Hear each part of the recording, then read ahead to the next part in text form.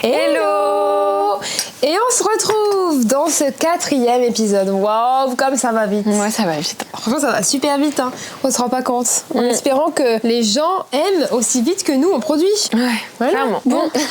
En même temps. Chips. Aujourd'hui, on parle de renaissance. Renaissance. Bah écoute, moi, ça m'a directement fait penser à renaître, le fait de renaître. Donc j'étais sur la longueur d'onde du mot pour une fois. Donc j'étais contente. Franchement, c'est un mot qui me parle bien. Ouais, t'as ta définition ou c'est juste... J'ai une définition, ouais. Une grosse définition comme d'habitude. Waouh. Je commence ou tu commences ? Allez, je commence parce que c'est toi qui as commencé la dernière fois. Ouais. Pour moi, il y a 2 définitions à la renaissance. La première, c'est celle que Laure vient de dire, c'est renaître, donc une nouvelle naissance. Et la seconde, c'est à la fois une période historique, mais également un mouvement artistique européen. Ça, je pense que tout le monde le sait, mais c'est un mouvement qui marque la fin du Moyen-Âge et le début des temps modernes, et qui a été assez général et global entre art, sciences, etc. Ok. Alors moi, j'ai écrit la Renaissance est le fait de renaître, de recommencer, de passer d'un état ancien à un état nouveau. C'est une transition vers quelque chose de neuf, souvent après une période de stagnation, de perte ou de transformation. Ensuite, j'ai écrit qu'elle représente le cycle de la vie, de l'expérience et de l'évolution. C'est comme le phénix qui va renaître de ses cendres, c'est la capacité de se régénérer, de tirer la lumière des épreuves. Dans la créativité, c'est le moment où tes anciennes idées mortes deviennent le terreau d'un nouvel élan. Wow. Très subliminal. Hein. Et enfin, j'ai écrit « La Renaissance peut se manifester par un projet qui change de direction, un style qui évolue ou une inspiration qui jaillit après une période de vide ou de doute. C'est le recommencement conscient, pas juste un hasard. Tu choisis de te définir, d'explorer de nouvelles formes, de nouvelles voies. La Renaissance, cette étincelle après la chute, ce souffle nouveau qui fait pousser des idées, des créations, des vies. C'est le mouvement qui transforme la fin en commencement. » Waouh. À chaque fois... Mais waouh. Ouais. Alors, est-ce qu'on commencerait pas du coup sur ces belles paroles, l'exploration personnelle ? Eh ben on est prêt, on sait ce que c'est maintenant que cette renaissance, donc on va pouvoir aborder le sujet et je vais t'écouter. Bah écoute, pour moi Laure, il y a 3 axes à cette renaissance. Le premier, c'est la renaissance artistique. Donc je vais aller très vite dessus, tout le monde la connaît, c'est le petit point histoire, mais on a 3 grands noms de cette renaissance. C'est De Vinci, avec la science, l'innovation, etc. Michel-Ange avec la peinture et qui rencontre l'architecture, et enfin Raphaël, pour qui le classicisme et l'innovation des compositions vont de pair. Donc petite citation pour illustrer tout ça: l'art est une sublime manifestation de la nature, une renaissance perpétuelle. Maintenant qu'on a vu ce point qu'il fallait quand même aborder selon moi pour l'histoire de l'art, je vais passer à une autre renaissance, qui est celle de la renaissance personnelle, la renaissance créative. C'est le fait de toujours se réinventer en tant qu'artiste, en tant qu'être humain, etc. C'est cette volonté d'aller toujours de l'avant. Par exemple, certains artistes ont eu quelque chose que je trouve significatif, c'est des périodes. Picasso a par exemple eu une période bleue, puis une période rose. C'est des périodes de sa vie qui étaient centrées autour de la couleur, et donc à chaque fois qu'une nouvelle couleur se présentait dans son art, c'était pour lui comme une forme de renaissance. Et ça évoquait une nouvelle période entière de sa vie. Frida Kahlo, que j'apprécie énormément comme artiste peintre, mais aussi comme féministe émérite et voilà, personne très politisée et très avant-gardiste. Pour elle, la peinture, c'est comme une reconstruction. Donc, comme on l'a évoqué dans un précédent épisode, Frida Kahlo, elle a eu un accident absolument horrible qui l'a rendue handicapée et surtout lui a fait remettre toute sa vie, tout son rapport au monde, à la maternité, parce qu'elle avait une envie d'être mère, et en fait ça a tout remis en perspective, et la peinture, son art, lui a permis de se reconstruire totalement et de se libérer grâce à l'art et à la peinture. C'est son enfant finalement. Ouais. L'art est devenu son enfant. Totalement. C'est beau, hein ? Ouais. Dans la douleur. Ouais. C'est ça, parfois elle parlait même, t'as tout à fait raison, ça m'ouvre une autre porte, qui est que parfois elle évoquait sa peinture comme un accouchement. Ah ouais. Donc voilà, elle a même mis en scène voilà, tout ça par sa peinture. Dernière personne un petit peu plus dans le monde plus contemporain, David Bowie, qui a été un artiste à la fois évidemment musical, qui est connu également pour ses réinventions constantes visuelles, parce qu'il n'a pas arrêté de changer de style et de tout le temps renaître et de se réinventer. Donc voilà. Et du coup, il y a une citation ici qui prend beaucoup de sens pour moi. C'est celle de Picasso qui dit que chaque acte créatif est une renaissance en soi-même. Donc ça me parle énormément parce que le fait de créer, c'est le fait de se réinventer. Peu importe l'acte en lui-même, c'est toujours une perspective nouvelle, un horizon nouveau qui s'ouvre. Le dernier axe ici, c'est la renaissance collective. C'est celle des mouvements culturels, comme j'ai un petit peu évoqué avec David Bowie qui se réinvente visuellement, etc. C'est la naissance de mouvements culturels, de culture underground, de tout ça, de sous-culture, comme on dit. Et par exemple, les hippies avec les années 70, qui était d'abord un mouvement musical qui s'est étendu à la mode, etc., à un art de vivre. Et le même cas de la culture punk, de tout ça, et dans l'art du mouvement Dada. Donc voilà, et cette renaissance collective, elle fait émerger de nouvelles idées, et on en revient toujours à cette idée que le collectif est la clé et le centre ici, parce que ces mouvements prennent de l'ampleur et permettent aux gens qui veulent y adhérer et en faire partie de se renouveler collectivement. Donc voilà. Ok. Alors, qu'est-ce que j'ai raconté sur l'exploration personnelle de la Renaissance ? Bon, moi, je dis que je vais commencer par évoquer moi, forcément. Moi, je pense qu'en 1 an, j'ai eu 1000 renaissances. Je me suis fait renaître constamment parce que, au même parallèle que je découvrais cette part de créativité que j'avais enfouie depuis des années, je me découvrais moi-même. C'est-à-dire que je me suis lancée dans ce milieu que je connaissais pas, et en même temps, j'ai enfin appris à découvrir qui j'étais, sûrement grâce à la créativité, mais aussi grâce au développement personnel que j'entreprenais au même parallèle, ce qui fait que j'évoluais constamment, et donc forcément, vu que moi personnellement j'évoluais, mon art il évoluait avec moi. Donc en fait, ça faisait que j'ai rené. Je suis née le jour où j'ai commencé à créer, il y a exactement 1 an, au mois de septembre de l'année dernière, et ensuite je suis renée, j'ai fait la renaissance à chaque fois que j'avais, je vais l'expliquer un peu, mais à chaque fois que j'avais une nouvelle vision, une nouvelle chose, et hop, c'était une renaissance, et c'est vraiment comme ça que je le vivais. À chaque fois, je partais du tout au tout, mais j'abandonnais complètement ce que j'avais fait avant. Par exemple, j'ouvrais de nouvelles choses, j'apprenais de nouvelles choses, notamment dans l'entrepreneuriat, l'entrepreneuriat aussi, mais dans le développement personnel, j'apprenais à avoir une nouvelle vision de ma vie, une nouvelle vision de la vie en général, à mieux comprendre mon entourage, comprendre les autres. Au début, j'étais très fermée, comme j'ai toujours été fermée dans mon passé, à découvrir de nouvelles personnes, à rencontrer de nouvelles personnes, parce que j'en avais peur à cause de plusieurs traumatismes. Alors que cette année-là, c'est l'année où j'ai commencé à aller vers les gens, à vouloir apprendre à connaître le monde qui m'entourait, sans avoir peur d'eux forcément, parce que c'était des inconnus. Donc ça, déjà, ça m'a permis d'expérimenter de nouvelles choses, et donc je sais que ça m'a permis de créer, carrément d'ailleurs, ça m'a permis de créer la série Un jour un métier, où j'allais carrément interviewer des gens inconnus, et j'allais carrément m'imposer chez eux en leur disant: je vous crée une vidéo, je vous fais une interview, je vous filme, enfin bref, vraiment je m'imposais chez les gens, et ça vraiment c'était, je sais pas comment j'ai réussi à faire ça, parce que encore il y a 1 an, jamais j'aurais été capable de ne serait-ce que d'aller dans une boutique et parler, discuter avec quelqu'un, alors le filmer et l'interviewer, bon alors là, vraiment, donc du coup vraiment je me suis redécouvert 1000 fois en 1 an, voilà. Alors ensuite, alors moi je suis quelqu'un qui a une envie folle de créer, et j'ai tout le temps des idées, tout le temps des idées, et en fait j'avais envie de faire ces idées tout en même temps, ce qui fait que du coup à chaque fois que j'avais lancé une idée, hop, je passais déjà à une autre, et donc du coup c'était vraiment un cercle de renaissance sans fin. Il n'y avait pas de fin, c'était de la renaissance constante, un peu comme tu le disais au final tout à l'heure, en disant qu'à chaque fois que tu crées quelque chose, c'était une nouvelle chose, donc c'était une renaissance. Alors moi je le voyais beaucoup plus, comment expliquer ça, je le voyais beaucoup plus profond, encore une fois, tu vois, je le voyais beaucoup moins dans la simplicité, mais au final si, parce que même si moi à chaque fois j'avais des projets qui n'avaient peut-être rien à voir, genre par exemple je passe d'une vidéo introspective où le sujet principal c'est moi, à une vidéo toujours sur YouTube, mais cette fois-ci ça va être un documentaire au Maroc, ça reste 2 choses différentes, mais au final c'est juste un projet artistique différent. Et pourtant moi j'ai l'impression d'avoir eu cette renaissance en allant du coup vers par exemple quand j'ai fait mon documentaire, mon premier c'était au Maroc, et là j'allais vers les Marocains qui ne parlaient ni anglais ni français, je parlais absolument pas le Dalija, parle eux, et j'ai essayé de me faire comprendre. Heureusement j'avais ma pote avec moi, comprenait plus ou moins ce qu'il disait, mais voilà, même l'anglais, je suis pas la meilleure en anglais, et pourtant j'ai réussi à interviewer des Norvégiens quand je suis allée en Norvège en anglais, et franchement c'était cool. Donc en fait ça m'a vraiment permis d'aller au-delà renaître m'a permis de vraiment me remettre en question complètement, et faire de nouvelles choses avec la nouvelle Laure qui émanait tous les jours.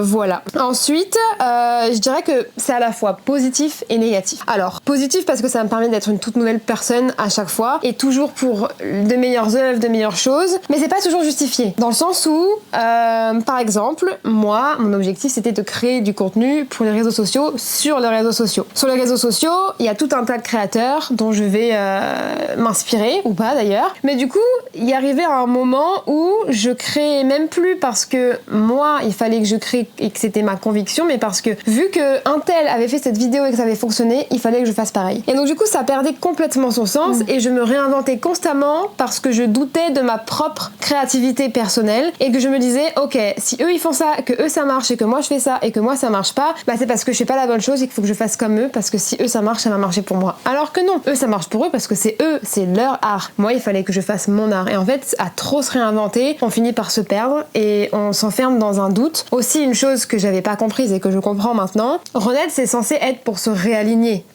à soi, pour retrouver sens en son art, en sa vie, en nous-mêmes, et que tout prennent une dimension qui nous correspond et dans lequel on se sent bien. C'est l'objectif. Le problème, c'est qu'à créer comme ça constamment, trop en faire et à renaître constamment, déjà forcément ça fonctionne pas dans mes chiffres parce que les gens ils se perdent. Il y a d'un seul coup une direction artistique, d'un seul coup un documentaire, d'un seul coup une petite vidéo de série qui n'en finit jamais et ils ont pas un truc à s'accrocher parce que je ne reste jamais assez longtemps dans cette renaissance. Je renais trop vite. Ouais. Ce qui fait que bah forcément. Tu te réinventes tout le temps en fait. C'est ça. Je me réinvente constamment parce que je n'ai jamais confiance en mes idées et que je n'étais pas capable à rester appuyée, convaincue d'une seule part de moi. Voilà, c'était forcément, il fallait faire mieux, il fallait faire plus, à la recherche des chiffres, à la recherche de la perfection, et au final, je m'oubliais moi. C'est l'artiste qui crée. Ouais. Et ça, bah voilà. Donc c'est pour ça que c'est le côté négatif que je vois dans la renaissance, tu vois. Et bah voilà, l'anecdote que je voulais raconter, c'est pas justement, je vous l'ai dit, hein, j'ai commencé à créer ma chaîne YouTube. Donc ça, c'est vraiment ma naissance, clairement. Moi, j'estime que ma vraie naissance, c'est au moment où je commence à créer. En tout cas, dans la créativité, c'est ce moment-là, même si évidemment, je suis née 25 ans plus tôt. Voilà. Et donc du coup, ça commence sur YouTube. Ensuite, bah voilà, les chiffres, ils sont pas alignés et j'aimerais avoir plus de reconnaissance. Donc je commence à faire du format court. Donc je quitte peu à peu YouTube pour me concentrer sur du format court. Le format court, donc au fil du temps, je change aussi mes sujets. Donc au début, c'est du développement personnel. Ensuite, je vais passer par des documentaires. Donc je vais interviewer les autres. Donc du coup, hop, encore un changement. Et en parallèle de tout ça, moi, mon état, mon être, il change aussi. Et je n'ai plus les mêmes pensées et les mêmes avis de mes premières vidéos par rapport aux dernières vidéos, surtout dans le développement personnel, parce qu'en plus de ça, j'apprenais le développement personnel, mais en plus de ça, j'en parlais. Et donc, la Laure qui apprenait le développement personnel n'a plus le même avis de la Laure qui aujourd'hui a déjà appris et qui apprend toujours, parce qu'on apprendra toujours du développement personnel. Mais du coup, ça aussi, ça crée encore des décalages, des petites renaissances. Et donc, forcément, ça fait qu'il y a beaucoup de choses qui s'alignent plus et que je dois renaître. Mais en même temps, bah, en fait, je pense que même si j'avais voulu ne pas renaître autant de fois, j'aurais pas pu parce que tant que je continuais à apprendre de moi et à apprendre de la vie et à essayer de devenir cette meilleure version de moi, et ben en fait, il fallait que je fasse ce chemin pour trouver la personne que je suis. Et en fait, en réalité, ça montre juste que j'étais complètement perdue et que je me cherchais. Et en fait, il fallait que je me cherche et que je me trouve à un moment donné pour réussir à avoir une renaissance finale dans laquelle je vais rester et qui va me permettre d'avoir une grosse renaissance et qui vont se remplir de plein de petites renaissances, si on peut dire ça comme ça. Je pense qu'aujourd'hui, ça y est, j'ai ma grosse renaissance, je sais dans quoi je vais, je sais ce que je veux exactement, mais c'est que j'ai quand même passé 1 an à douter. Et c'est ce doute et cette remise en question perpétuelle qui a fait que bah voilà, c'était impossible de ne pas renaître constamment parce que voilà, je me comparais à tout le monde, il y a personne en même temps et je me recherchais moi en fait. En réalité, je cherchais au-delà de mon art, je me recherchais moi, mais après c'est intimement lié, ouais. C'est ça. Bah, c'est ce que je disais aussi dans mon petit texte, je disais qu'aujourd'hui je me rends compte du chemin que j'ai parcouru et je me rends aussi surtout compte que j'ai grandi extrêmement vite et que c'est pour ça qu'il y a eu autant de renaissance en 1 an. C'est parce qu'en fait j'ai grandi très vite grâce au développement personnel, j'ai appris énormément en peu de temps, ce que j'aurais dû apprendre en 25 ans mais que je m'étais enfermée dans des choses plus rationnelles, le travail et l'argent par exemple. Donc voilà, et donc bon bah du coup c'est ce que j'expliquais tout à l'heure, mais forcément les chiffres ne suivaient pas parce que j'étais pas alignée à moi et je proposais pas un univers qui allait pouvoir rallier. T'avais pas trouvé ta niche en fait. C'est ça. Ouais. J'avais une niche qui s'établissait mais qui était pas fixe. Ouais. Et qui changeait tout le temps et au final du coup t'étais. Ouais. C'est ça. Donc voilà ma renaissance à moi et voilà comment j'ai vécu mes ou ma propre renaissance. Mais là, j'ai trouvé ma niche et je sais ce que je fais comme contenu maintenant, parce que ça fait plusieurs mois, je pense que c'est un peu toujours pareil. Et donc du coup, maintenant, voilà, j'ai rené. Ça se dit ou pas? Je crois pas. J'ai rené. Bon, c'est pas grave, je le dis quand même. et maintenant, je sais sur quoi je maxe, et je pense qu'il y aura toujours des renaissances, parce que je vais toujours apprendre d'autres choses, des nouvelles choses, ou des nouvelles idées qui vont émaner. Mais ce sera plus les mêmes renaissances, et ça va me permettre d'être plus stratégique en fait. Ouais. Et il y avait aussi ce rapport, mais ça j'en parlerai peut-être un peu plus tard, mais faire beaucoup de vidéos pour avoir un maximum de contenu mais moins qualitatif, ou faire peu de contenu mais avec une qualité de fou. Et en fait moi ça j'arrivais pas à le comprendre, et moi pour moi il fallait que je fasse beaucoup de vidéos très qualitatives, et je me mettais une pression, et même pour la fatigue c'était compliqué mais... Tu m'étonnes. Donc voilà pour ma petite partie. Je sais pas, c'est des petites choses toi qui t'ont marqué? Écoute, je suis plutôt alignée avec ce que tu dis. Bon, moi j'ai pas le même passage, enfin le même parcours créatif, etc. Moi la créativité j'ai toujours baigné dedans, même si il y a des choses qui ont pris le dessus dans certaines parties de ma vie, mais c'est vrai que j'ai toujours baigné dans la créativité, parce que déjà j'ai une maman qui est extrêmement créative dans tout ce qui est tricot, crochet, couture, etc., mais entre autres parce qu'elle est vraiment très créative, et depuis toute petite je fais des ateliers manuels, mais vraiment ma plus tendre enfance, je crois que j'ai essayé toutes les techniques possibles et inimaginables. J'ai essayé le point de croix, la poterie, la calligraphie, enfin vraiment je pense avoir essayé un panel d'activités assez dingue, jusqu'au moment d'avoir trouvé ma voie. Et c'est vrai que moi ce qui me plaît le plus c'est tout ce qui est textile, mais je peux pas mettre de côté qu'en fait j'aime toucher à tout, et en fait j'adore la poterie, j'aime beaucoup de choses, j'adore le crochet, peut-être plus que la couture, ça m'apporte plus de satisfaction encore, mais en fait la renaissance du coup moi elle est plus constamment, parce que j'adore découvrir de nouvelles techniques et j'adore me réinventer par ces techniques, et parfois aussi j'aime mélanger ces techniques, et c'est encore une nouvelle renaissance. Je sais que quand j'étais en école de mode, les professeurs nous ont tout de suite dit, vous allez voir, on va vous pousser, le fait d'être designer c'est de se pousser au-delà de ses limites en fait, et c'est même, vous allez peut-être être amené à réaliser des vêtements sans matière textile, avec du goudron, avec des trucs extrêmes en fait. Et en fait il y a plein de designers qui sont amenés enfin du moins les plus créatifs, à un moment de leur carrière créer avec autre chose. Voilà, je pense aux designers belges vers l'école d'Anvers, etc. Il y a pas mal de designers qui sont sortis, Margiela, etc., et qui ont totalement repoussé les codes de la mode, parce que justement ils ont totalement changé l'idée du corps, du vêtement, de la structure et du matériau. Donc voilà. Et voilà, donc je pense que moi la renaissance elle est perpétuelle, elle est tout le temps, elle est constante, et je suis totalement d'accord avec toi que en fait je pense, on l'a déjà dit dans un autre épisode, mais on est toutes les deux des multi-potentiels, comme on dit maintenant, des créatrices. Enfin tu parlais de quoi? Tu parlais de hyperactive. Ah oui, tu parlais d'hyperactivité, et en fait on a du mal à se recentrer et à trouver notre niche parfois, parce que en fait choisir c'est renoncer, et cette phrase elle est à la fois vraie et à la fois triste, parce que nous on n'aime pas choisir, on aime bien faire plein de trucs, et tant pis si, enfin pour ma part, je pense que c'est peut-être pas ton cas, mais tant pis si j'excelle pas, ce que je veux c'est essayer, essayer. Je me pose beaucoup cette question, et je me dis putain, mais ça veut dire que si t'as autant de choses, par exemple tu vois, c'est très précis, mais en ce moment je me lance dans l'entrepreneuriat, et quand j'ai commencé à chercher dans quoi j'allais me lancer, je me suis lancée dans tout, c'est-à-dire que j'ai fait une plaquette, t'as vu ma plaquette toi, il y a de tout, il y a à la fois de la stratégie de contenu, il y a à la fois du community management, il y a à la fois des photos, des vidéos, il y a vraiment, parce que c'est horrible de se dire je ne vais plus faire ça, je ne vais pas faire ça. C'est ça, et c'était inacceptable pour moi que de proposer qu'une seule chose. Et au final je me suis rendu compte qu'en proposant trop de choses, les gens ça les perd, et j'arrivais pas à trouver de clients, et là je me suis mise dans un truc monteuse vidéo, et là ça commence vraiment à prendre des clients, et c'est très frustrant de se dire,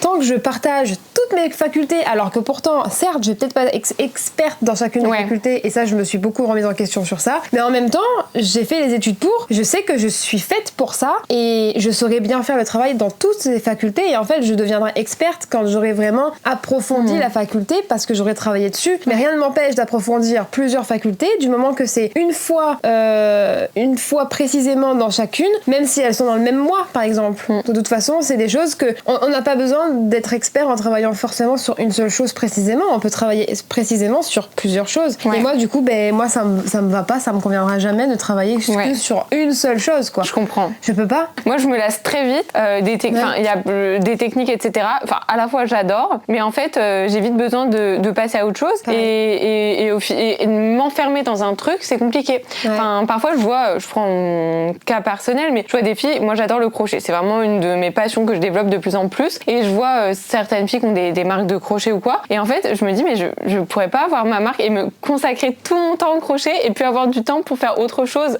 même si en soi t'as toujours le temps, mais ce que je veux dire par là c'est que du coup t'es tellement pris et ta créativité elle est tellement recentrée sur un truc qu'au final t'as moins le temps pour faire autre chose, enfin moins le temps et l'ouverture mentale je vais dire pour faire autre chose. Et c'est d'ailleurs pareil dans mon chemin de cette année, je me suis mis dans l'idée que l'année dernière que je voulais devenir absolument créatrice de contenu, et au final je me rends compte que si j'avais été créatrice de contenu uniquement pour moi, je me serais lassée et j'ai besoin de faire plus. J'avais besoin par exemple d'interviewer les petits créateurs de ma ville, j'avais besoin de faire des documentaires à la découverte des pays, mais des habitants des pays, et maintenant j'ai besoin que mes services ils soient au-delà pour moi-même, mais pour des créatrices de contenu, pour des marques, et en fait ça aussi ça fait encore partie, mais c'est à chaque fois des renaissances. Là c'est encore oui, en fait c'est des process au fur et à mesure où tu découvres des trucs sur toi aussi, du coup tu renais quoi. C'est ça, et je renais dans chaque processus, dans chaque nouvelles idées, dans chaque domaine, et avec chaque nouvelle personne que je vais rencontrer, et c'est impossible pour moi de ne pas renaître, et même si ça fait des années que je travaille avec une personne, je suis sûre que je renaîtrai avec elle, parce que même si c'est toujours le même domaine, dans ce domaine il y a plein de choses à faire, et moi c'est ça que j'aime bien, et en fait je peux pas choisir un seul domaine. C'est pour ça d'ailleurs que j'ai fait 1000 métiers différents dans ma vie. J'ai été de l'agent immobilière à l'hôtesse d'accueil, à la banquière, à la commerciale chez Dell Technologies. Enfin, vraiment, j'ai fait tous les métiers du monde, donc je suis pas capable de choisir un métier, et de toute façon c'est pour ça que je me suis mise en freelance, parce que je sais exactement ce que je veux faire dans ma vie, mais sans vraiment savoir, parce qu'au final je pense que personne ne sait. Après. C'est ça, c'est ce que j'aime actuellement dans l'instant T. C'est le principal. Exactement. Dis-moi alors, j'ai une petite question. Est-ce que tu sens parfois que ton processus créatif ne t'appartient plus tout à fait parce qu'il se transforme au contact des idées et des regards des autres?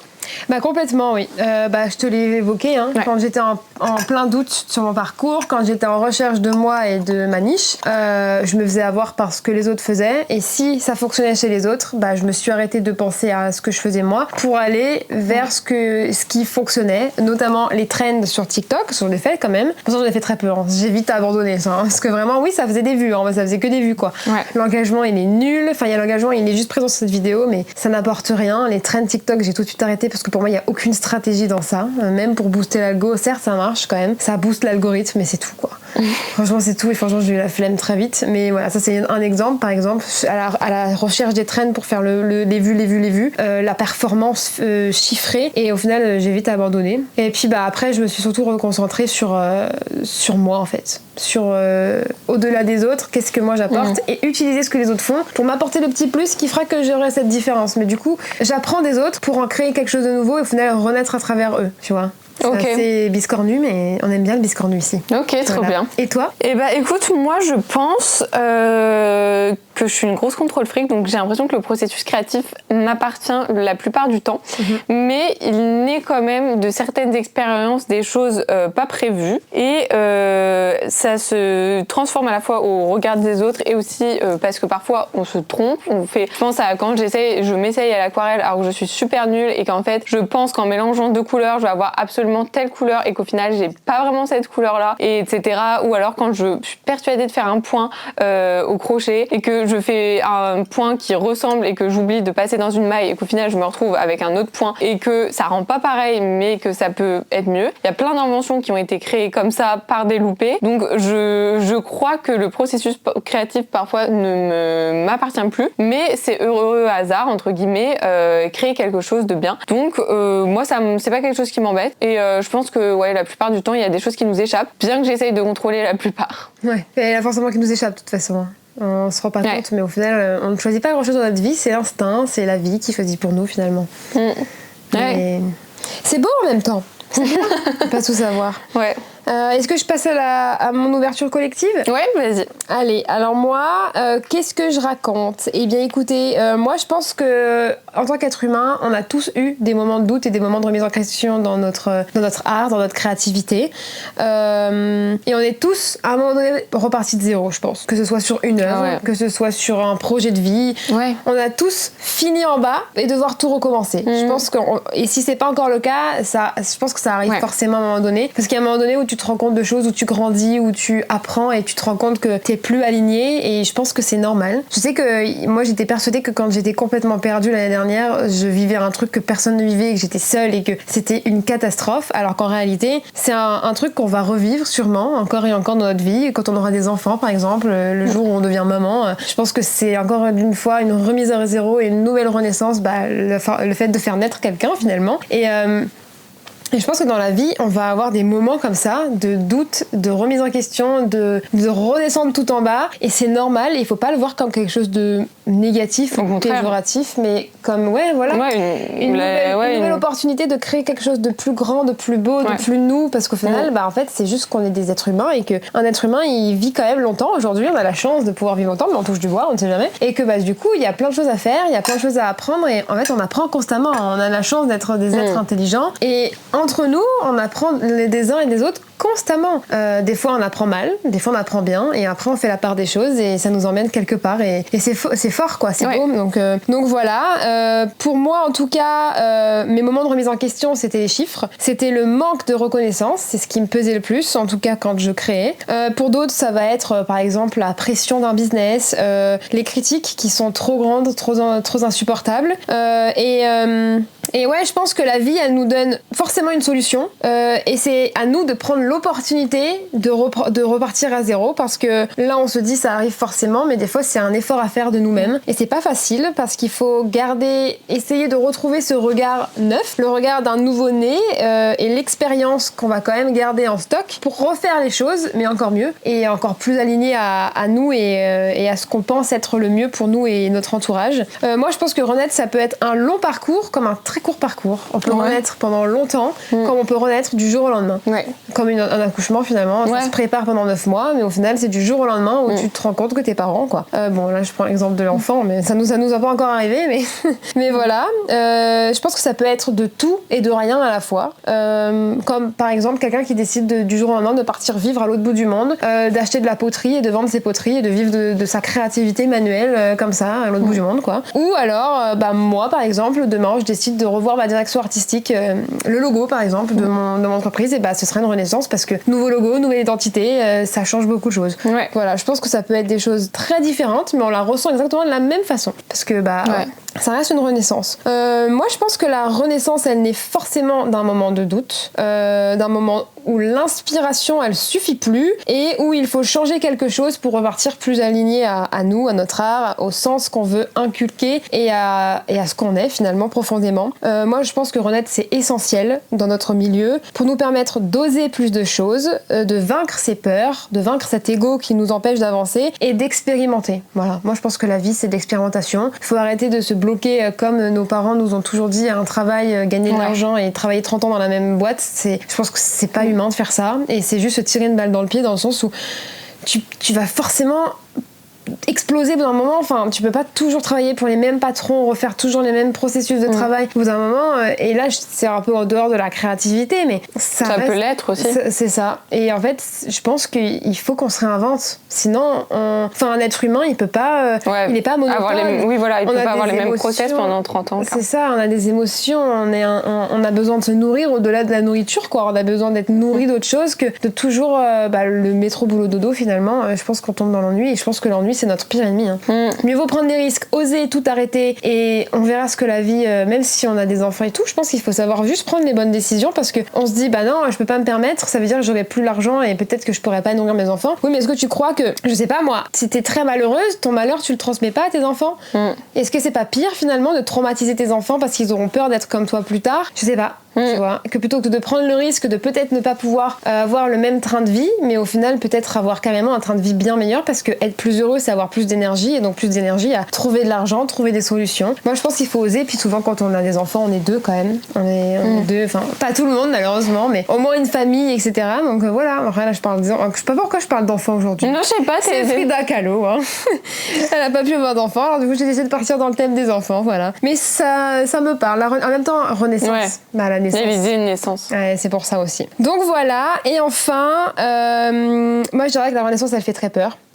Parce que c'est aussi, c'est un peu retomber dans l'inconnu, perdre le contrôle qu'on avait peut-être réussi à inculquer pendant des années, des semaines, des mois, des jours, je ne sais pas, et que du coup on perd un peu cet ancien nous pour dire bonjour à un nouveau nous mais qu'on ne connaît pas encore et qui peut-être va encore devoir rechuter et on n'a aucune envie de vivre ça. Je pense que le fait d'être perdu ça fait très peur aussi, le sentiment de se perdre on le connaît et c'est pas du tout agréable donc on n'a aucune envie d'aller dans l'inconfort, hein, mais l'inconfort est nécessaire. Mais je pense qu'on a la chance de pouvoir évoluer, de pouvoir oser et de pouvoir nous retrouver nous-mêmes et que même si ça fait peur, ça reste une chance de l'apprendre parce que quand on est un être humain, on change constamment, on apprend, on évolue et notre art, elle va nous accompagner tout du long, quoi qu'il en soit, parce que notre art fait partie de notre personnalité, elle fait partie de nous et ce qui l'émane de nous finalement. Donc si on est plus aligné, on aura plus de sens en la vie et on sera juste plus heureux. Donc en fait, je pense que la renaissance, elle est importante même si elle fait peur.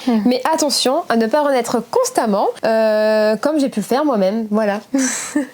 Et c'était ma petite fin, moi. Ok, mais moi, pour moi, il y a un gros lien entre la renaissance et l'inattendu, parce qu'on ne sait jamais ce que l'avenir nous réserve. Ça, c'est un peu un proverbe, ou je ne sais pas comment on peut appeler ça, mais c'est vraiment réel et je pense que c'est fondamental, cette idée d'inattendu. Et parfois, c'est comme ça, les choses, les heureux hasards qui vont nous faire renaître. J'aime bien ce terme, heureux hasard. Heureux hasard. Ouais, je trouve ça cool. Ça sonne bien.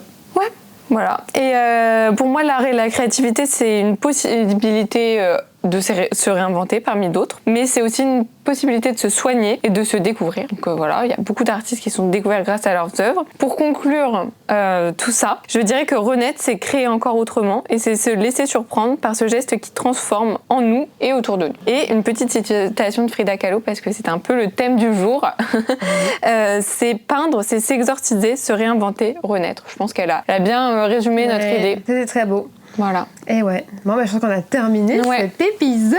Et bah ouais. Il était un peu plus court que d'habitude, j'ai l'impression. Pas sûr. Pas sûr, hein, ouais. Moi, j'ai eu l'impression que j'avais moins parlé. C'est vrai. Peut-être c'est parce que j'étais tellement... Je m'en suis pas rendu compte. Bon, on va pouvoir choisir le mot. On va pouvoir tirer le mot, le prochain mot. La semaine prochaine. Et oui, et notre main innocente aujourd'hui, c'est l'or. Oh, waouh. Quel vais-je choisir? J'espère que c'est un mot bien, là. J'ai envie d'être inspirée. J'espère. C'est celui-là. Métamorphose. Oh waouh, celui-là il m'inspire, c'est moi qui l'ai mis. Oh waouh, ouais, c'est le tien. Métamorphose. Bah putain, il y avait dû avoir des trucs à dire là. Ça c'est sûr. Pas mal. J'ai hâte. Bon, bah, on espère que ça vous a plu. Ouais. N'oubliez pas de nous laisser un petit commentaire pour nous dire ce que vous en avez pensé, s'il y a des choses à améliorer. On n'oublie pas le mot de la semaine dernière. On veut de la friction. Voilà. Voilà. Et puis n'hésitez pas à nous suggérer des mots et à noter le podcast, si possible 5 étoiles. Et sinon, dites-nous pourquoi pas 5 étoiles, mais n'hésitez pas à le noter pour qu'on soit bien référencé sur les plateformes d'écoute. C'est ça, même si c'est pas la meilleure note, c'est pas grave, il faut noter. Comme ça, vous notez ce que vous avez envie, ce que vous semblez être correct selon vous. Voilà. Ok. Bon, bah on se dit à la semaine prochaine. À la semaine prochaine. Pour la métamorphose. Bye. Bisous.